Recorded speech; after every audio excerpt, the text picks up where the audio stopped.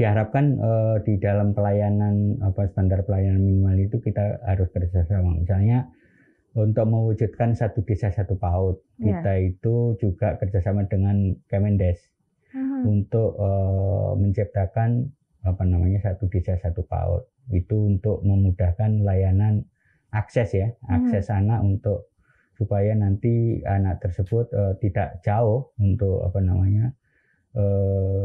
menuju satuan PAUD. Ini adalah momen yang sangat strategis ya untuk kita berikan mereka yang terbaik lah, yang terbaik dari segi kesehatannya, gizinya, pendidikannya, termasuk katakanlah perhatian dari semua pihak begitu.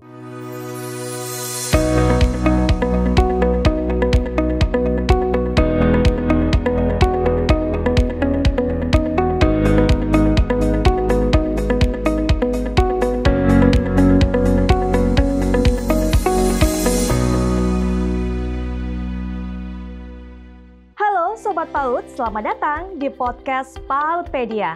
Kita akan membahas tentang evaluasi, implementasi kebijakan, dan program PAUD. Kali ini dalam konteks standar pelayanan minimal bersama saya Putri Viola dan para narasumber Bapak Zakino dan Bapak Dr. Andes Saur MT Situmayang MPD. Assalamualaikum warahmatullahi wabarakatuh. Shalom, salam sejahtera untuk kita semua. Om Swastiastu, Namo Buddhaya, salam kebajikan, Rahayu. Apa kabar ayah, bunda, dan juga sobat PAUD? Rasanya kurang lengkap ya kalau saya hadir menjumpai ayah, bunda, sobat PAUD, tapi tidak mengucapkan salam khas yang satu ini. Nah, langsung saja saya akan mengucapkan salam khusus, yaitu salam PAUDpedia. Dan seperti yang juga sobat PAUD tahu bahwa ini ada lingkaran yang saya bentuk dengan tangan saya.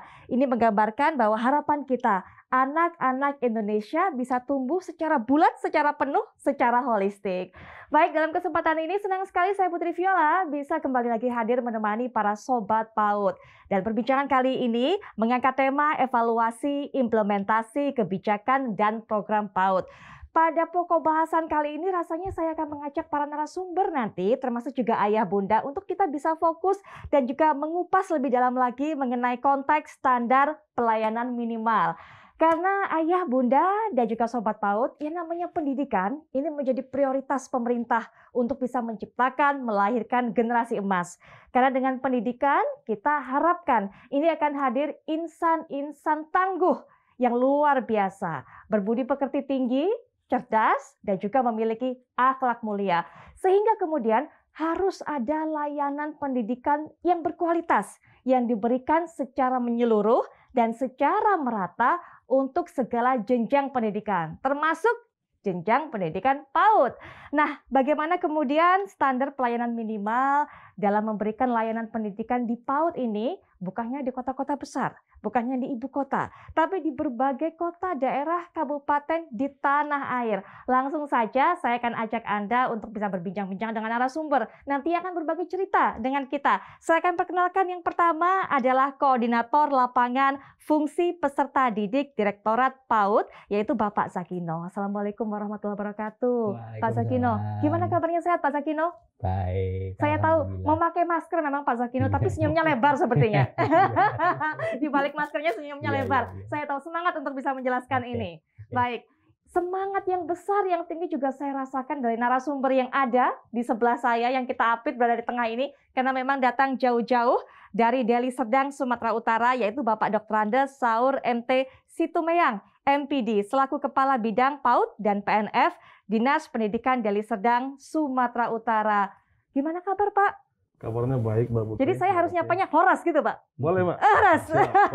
Baik, Ya. baik. Nanti kita akan berbagi cerita, karena rasanya Pak Saur ini bisa berbagi pengalaman juga bagaimana pelaksanaan implementasi dari SPM ini di wilayah Deli Serdang, begitu. Tapi mungkin kita akan buka dengan Pak Zakino, karena kita ingin sekali mengetahui ini sebenarnya seperti apa standar pelayanan minimal PAUD ini, Pak.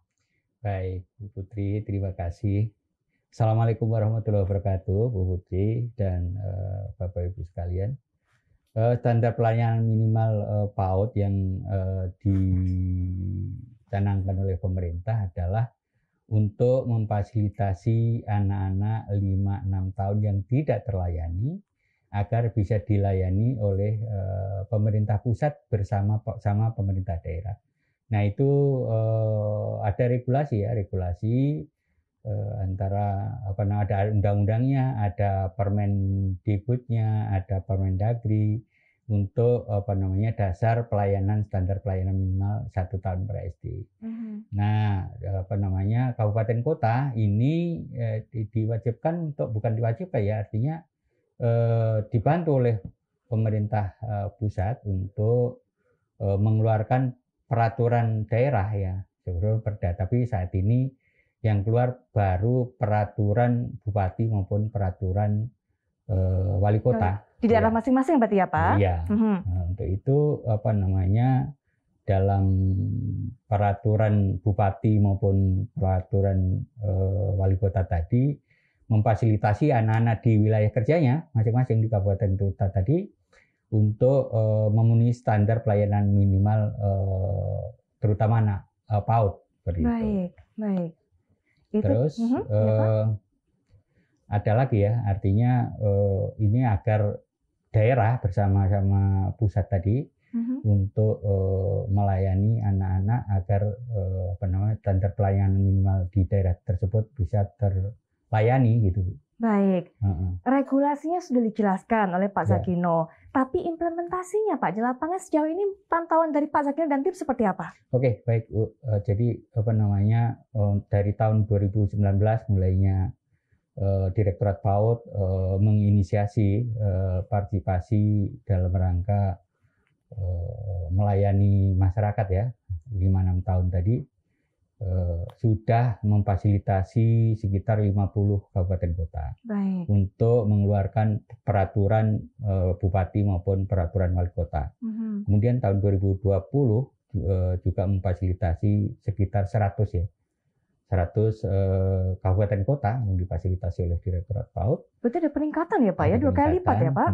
Kemudian tahun 2021 juga 100. Termasuk di Kabupaten Deli Serdang ini difasilitasi oleh Direktorat PAUD untuk mempercepat menerbitkan peraturan bupatinya di Deli Serdang tahun 2021. Nah, di dalam peraturan tadi sebetulnya bukan hanya berhenti sudah mengeluarkan peraturan saja, Bu. Jadi di sana ada tindak lanjutnya. Jadi daerah juga berkewajiban untuk mengeluarkan APBD-nya untuk memfasilitasi tersebut. Untuk menindaklanjuti Permendikbud nomor 32 tahun 2018. Baik. Yaitu standar pelayanan minimal. Terus kemudian ada lagi pendataan ya, Bapak Ibu ya, untuk pendataan anak 5-6 tahun supaya data tersebut seluruh Indonesia ini kita bisa mengetahui seberapa banyak peserta didik PAUD tersebut. Ya. Terus selain itu juga kita harus membentuk suatu Pokja untuk standar pelayanan minimal di daerah masing-masing seperti itu.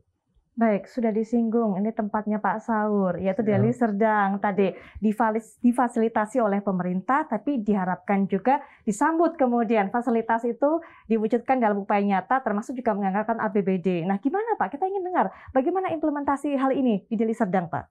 Terima kasih Mbak Putri, Pak Zakino. Benar seperti apa yang disampaikan Pak Zakino tadi. Jadi dalam mewujudkan layanan, yaitu standar pelayanan minimal untuk anak PAUD, pemerintah Deli Serdang yang pertama tentunya berterima kasih dulu kepada pemerintah pusat, dalam hal ini Kemendikbud, yang sudah memberikan perhatian, khususnya ada bantuan sebenarnya sebagai dorongan untuk segera terbitnya semacam peraturan daerah atau produk hukum kaitan dengan SPM ini. Di Deli Serdang sesungguhnya kalau dari segi implementasi atau realisasi, kita sudah melaksanakan SPM 3 tahun terakhir ini. Baik. Tetapi secara yuridis, barangkali secara hukum, kita baru menerbitkan peraturan bupati tahun ini setelah didorong keras oleh Kemendikbud. Kita memahami program ini sangat baik, ya, karena terkait dengan beberapa hal. Yang pertama, berkaitan dengan masalah akses layanan untuk PAUD. Yang kedua itu kualitas layanan untuk PAUD. Ya. Sebagaimana tema akhir-akhir ini yaitu mewujudkan PAUD berkualitas. Nah, untuk melahirkan anak-anak yang sehat, cerdas, dan berakhlak mulia. Deli Serdang, salah satu kabupaten di Sumatera Utara, cukup responsif dan sangat antusias untuk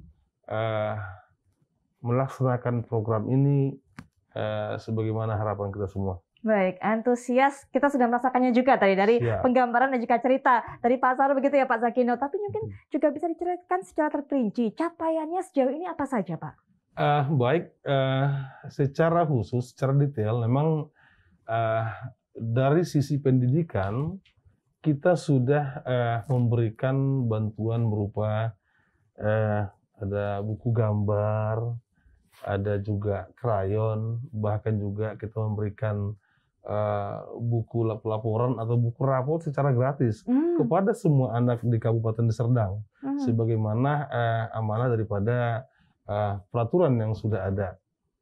Ke depan, jika memungkinkan, situasi membaik, kami berencana memberikan lebih dari itu, Mbak Putri. Amin. Kami doakan, kita doakan ya Pak Zakino ya, niat mulia insya Allah dikabulkan Pak. Apa Pak rencananya lebih kalau boleh kasih bocoran aja? Mungkin juga jadi inspirasi buat ayah bunda dan lainnya atau daerah-daerah lainnya. Kalau tadi baru 3 jenis ya, buku gambar, krayon, buku raport. Kami juga ingin memberikan nanti mungkin ya berupa tas sekolahnya gitu. Baik, baik. Ini juga memotivasi para orang tua untuk bisa memberikan pendidikan PAUD kepada anak-anaknya. Layak kita apresiasi Pak Zakino. Nanti kita akan lanjutkan perbincangan Pak Zakino, termasuk juga Pak Saur. Kalau tadi adalah cerita yang positif-positif begitu, tapi saya yakin selama masa melakukan kebijakan ini ada jalan terjal yang ditempuh. Bagaimana perjuangannya dan juga apa hambatannya, nanti kita sambung lagi Pak. Kami akan kembali setelah yang berikut ini.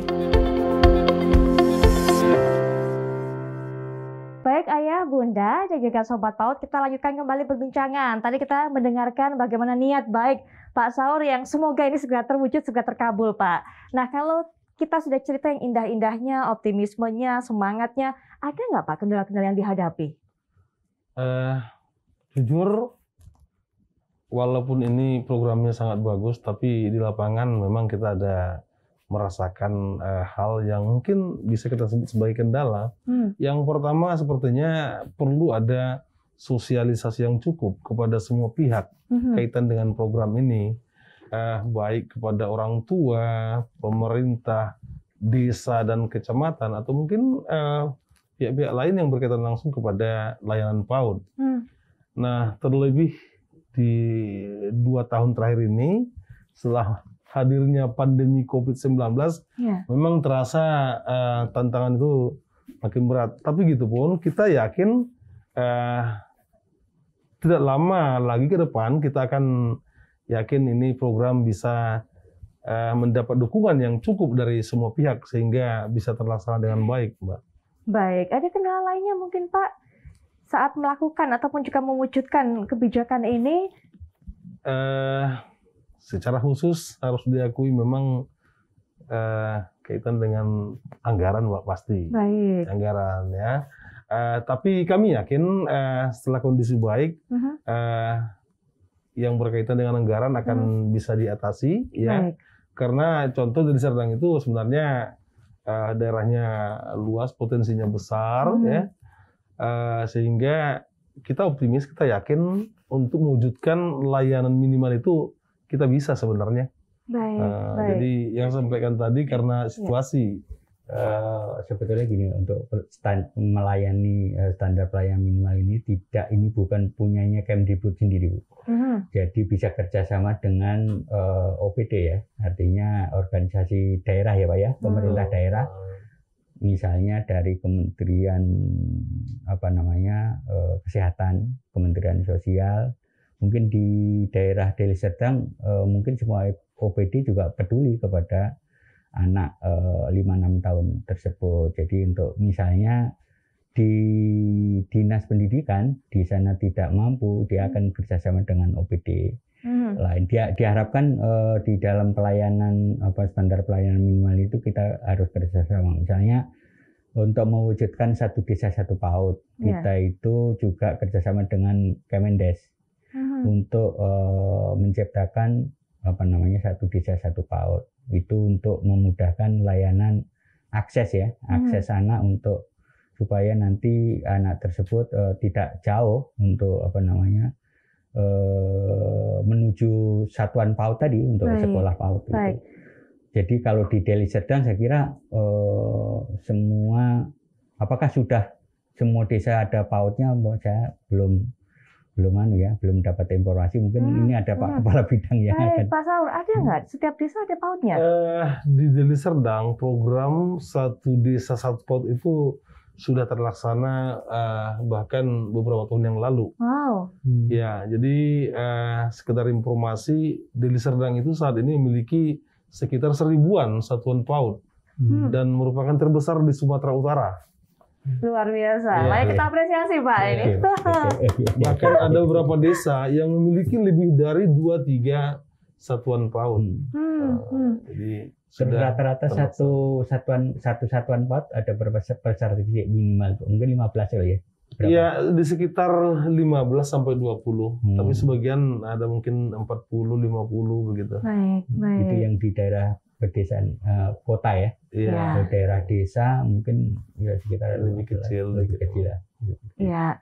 Nah Pak Saur, sudah disinggung oleh Pak Zakino, rasanya untuk memudahkan semuanya harus ada kerjasama yang terintegrasi antara berbagai lembaga, berbagai sektor termasuk OPD. Mengenai hal ini Pak, bagaimana terjadi di sana? Benar, memang konsep ini harus gerakan bersama ya.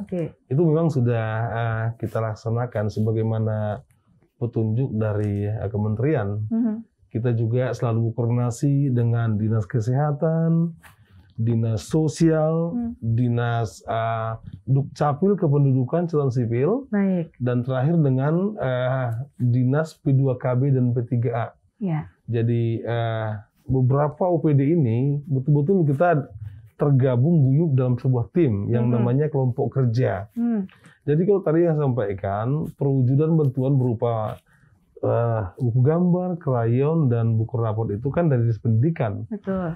Kalau dari dinas lain, seperti misalnya Dinas Kependudukan dan Catatan Sipil, kita selalu sudah koordinasi untuk segera membantu anak-anak PAUD dalam menerbitkan misalnya sertifikat kelahiran, nah kemudian kartu keluarga, dan itu sudah dilaksanakan oleh mereka. Baik. Kemudian dengan Dinas Sosial, setelah kita data ternyata banyak anak PAUD berasal dari keluarga kurang mampu. Oleh Dinas Sosial itu diberikan perhatian khusus ya. Misalnya untuk sisi kesehatannya segera diupayakan misalnya kartu BPJS-nya atau ya semacam dokumen kesehatannya lah begitu. Dan juga ada pemberian bantuan ya katakanlah makanan-makanan sehat gitu. Baik, tapi SPM ini Pak sebenarnya untuk kalangan tertentu saja, terbatas saja atau semuanya untuk semua kalangan Pak? Sebetulnya layanan standar pelayanan minimal kalau yang mampu saya kira pasti dong anaknya masuk PAUD ya. Nah sebetulnya khusus untuk yang kurang mampu sih, kurang mampu. Tapi mungkin kalau di Deli Serdang, apakah yang dilayani untuk SPM itu hanya yang dibantu tuh yang tidak mampu, apakah seluruhnya? Nah ini ada kepala bidangnya kan. Betul. Ya? Gimana Pak Saur kalau di sana? Kalau kita sebagaimana kita memahami konsep dasar SPM, kita tidak membedakan yang kaya dan yang miskin dalam hal ini. Kita upayakan yang menerima manfaat daripada SPM itu semua anak usia dini. Ya, kalau dari Serdang mungkin ada sekitar 26.000 anak PAUD, itu kita berikan semua untuk bantuan yang tadi sebagai SPM gitu. Luar biasa. Dan yang pasti tadi dengan targetnya juga akan semakin meningkat ke depannya ya Pak ya. Iya, betul. Terakhir mungkin Pak, penutup juga harapannya ke depannya dengan adanya kebijakan ini termasuk yang kita harapkan implementasinya tidak berhenti sampai di sini tapi terus berkelanjutan, berkesinambungan. Nah, jadi kami pemerintah daerah Kabupaten Serdang tentunya masih tetap berharap kepada Kementerian ya Pendidikan, Kebudayaan dan Ristek ya, termasuk melalui Pak Zakino untuk selalu memberikan informasi atau mungkin bahkan dukungan kepada Deli Serdang ya. Dan kami juga akan berupaya untuk senantiasa tetap mengikuti kebijakan dari pemerintah pusat ya, terutama kita dengan PAUD ya. Sebagaimana tadi harapan kita bersama ya. Anak-anak PAUD ini kan generasi harapan kita ke depannya. Betul. Dan kalau bisa mereka akan menjadi generasi emas di tahun 2045 yang akan datang ya. Jadi saya pikir ini adalah momen yang sangat strategis ya untuk kita berikan mereka yang terbaik lah, yang terbaik dari segi kesehatannya, gizinya, pendidikannya, termasuk katakanlah perhatian dari semua pihak begitu. Baik, Pak Sakino bisa ditanggapi. Jadi ada harapan, rasanya mungkin bukan hanya dari Serdang yang berharap seperti itu, adanya informasi dari pusat, adanya bantuan dari pusat, tapi daerah-daerah lainnya juga, Pak. Baik, jadi gini, harapannya pemerintah pusat itu sebetulnya betul yang dikatakan Pak Kabid tadi, bahwa PAUD itu generasi emas ya Pak ya. Kalau di SD, SMP, SMA itu bisa diulang Bu, misalnya ya. Yang sudah tua tuh bisa, misalnya sudah punya anak, umurnya udah 50 tahun, belum lulus SD, bisa paket A, paket B. Kalau mau SMP ya paket B, ya kan, setaraan untuk SMA paket C kan seperti itu. Nah kalau PAUD kan tidak ada kesetaraannya Bu. Jadi yang disebut emas seperti itu tidak bisa berulang. Nah, coba kalau ada kesetaraan PAUD udah tua masuk PAUD kan nggak ada seperti itu. Betul. Jadi itulah yang disebut kalau hilang dari kesempatan itu tidak masuk PAUD tidak bisa diulang kembali. Maka kita mendorong kabupaten kota seluruh Indonesia ini agar sebelum masuk SD itu masuk PAUD terlebih dahulu. Apa tujuannya Bapak Ibu? Untuk agar anak masuk SD itu bisa sosialisasi, bisa membedakan ini haknya, ini punya publik. Mainan itu kalau nggak masuk PAUD terlebih dahulu, belum diajari itu, saya kira anak itu sama Bu. Jadi tidak mengetahui cara sosialisasi, cara membedakan ini mainan publik atau mainan untuk dirinya sendiri. Jadi bisa hasil penelitian juga seperti itu, masuk SD kelas rendah ya, itu lebih baik, lebih bagus setelah masuk PAUD terlebih dahulu. Jadi juga berpengaruh terhadap perkembangan karakter si anak itu ya Pak ya? Betul. Itu, ya. Iya. Mungkin di Sedang ada cerita bagaimana testimoni dari orang tua di sana merasakan perubahan sikap karakter dari anak-anaknya mengikuti pendidikan PAUD, Pak. Baik, jadi sebagaimana kita tahu ini kan PAUD ini kan pendidikan yang sangat fundamental bagi seorang anak ya, di mana kita akan memberikan semacam pondasi kepada anak tersebut untuk nantinya masuk ke jenjang yang lebih tinggi. Di PAUD memang yang paling kuat itu adalah pendidikan karakter ya.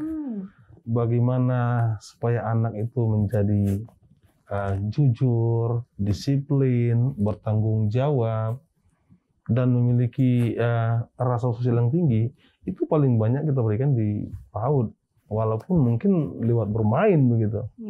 Jadi membangun kerjasama dengan temannya, kemudian saling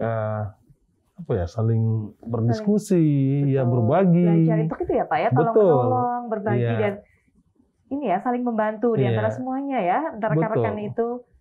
Jadi memang di PAUD lah masanya kita pertama istilahnya membangun pondasi yang kuat itu. Baik, dalam kesempatan ini kesempatan berharga juga untuk bisa berkomunikasi kepada ayah, bunda, sobat PAUD, Pak Sakino. Ada yang mungkin ingin disampaikan pesan kepada keluarga-keluarga agar seperti tadi, memasukkan anaknya untuk bisa mengikuti pendidikan PAUD terlebih dahulu. Oke, baik. Terima kasih Ayah, Bunda. Anjuran dari pemerintah, sebetulnya di sana juga ada kelas orang tua ya. Kelas orang tua itu satuan PAUD yang anaknya masuk di TK atau playgroup itu ada perkumpulan orang tua. Di sana saling tukar pengalaman ya. Jadi ayah bunda juga sebagai guru di sana, sebagai orang tua, bukan sebagai orang tua saja, juga berperan sebagai guru untuk menghadapi misalnya pada saat pandemi, ayah bunda ini sebagai guru. Maka program PAUD ini juga ada namanya kelas orang tua, Bu Fiona. Jadi di sana ada panduannya, kemudian ada cara mengajar anak, cara membimbing anak itu juga ada diterbitkan dari Direktorat PAUD. Jadi ayah bunda sekarang fungsinya bukan diserahkan kepada sekolah ya. Jadi ayah bunda harus bertanggung jawab pada putra putrinya agar nantinya bisa berkompetisi di masa yang akan datang, bisa kita mencetak generasi pewaris negeri ini supaya bisa bersaing dengan negara lain seperti itu. Anak-anaknya dapat ilmu, dapat pengembangan karakter di PAUD, demikian pula orang tuanya, begitu kan, sehingga tercetaklah keluarga bahagia yang tadi melahirkan harapan kita semua, generasi emas untuk Indonesia. Ya, Pak Zakino, terima kasih sudah berkenan untuk bisa berbagi informasi kepada kami. Insya Allah informasi ini juga menjadi ataupun membawa manfaat bagi ayah bunda yang juga sedang membesarkan anak-anaknya. Pak Saur, terima kasih sekali sudah bercerita tadi apa yang terjadi di sana di Deli Serdang. Ini sungguh-sungguh menginspirasi daerah-daerah lainnya. Semoga semua catatan baik yang dilakukan oleh Pak Saur dan juga tim bisa terus berkembang, bisa terus berlanjut dan juga diikuti oleh daerah-daerah kota kabupaten lainnya. Terima kasih Pak Zakino, terima kasih Pak Saur, dan juga terima kasih ayah bunda sobat PAUD yang sudah menyimak perbincangan kami, diskusi kami. Semoga ini juga bisa menjadi manfaat untuk keluarga Indonesia. Yang pasti kami terus mengajak seluruh sobat PAUD, ayah bunda untuk bisa like, kemudian juga subscribe dari PAUDpedia ini dan juga follow akun media sosial. Kami akan terus berikan informasi-informasi terbaru untuk bisa membantu ayah dan bunda dalam membesarkan sang buah hati. Nah, terakhir nih Pak Zakino, Pak Saur, kita punya salam khas tadi di awal sudah saya sampaikan. Jadi ada salam PAUDpedia, hanya menggerakkan tangan atau membentuk lingkaran begini di dada kanan. Kita akan lakukan bersama. Saya akan hitung 1, 2, 3. Kita akan ucapkan salam PAUDpedia untuk ayah bunda di rumah. Oke? Siap? Setuju? Siap. Baik, sudah? Langsung saja. Ini adalah salam PAUDpedia. Saya akan mulai hitung. 1, 2, 3. Salam PAUDpedia. Sampai jumpa.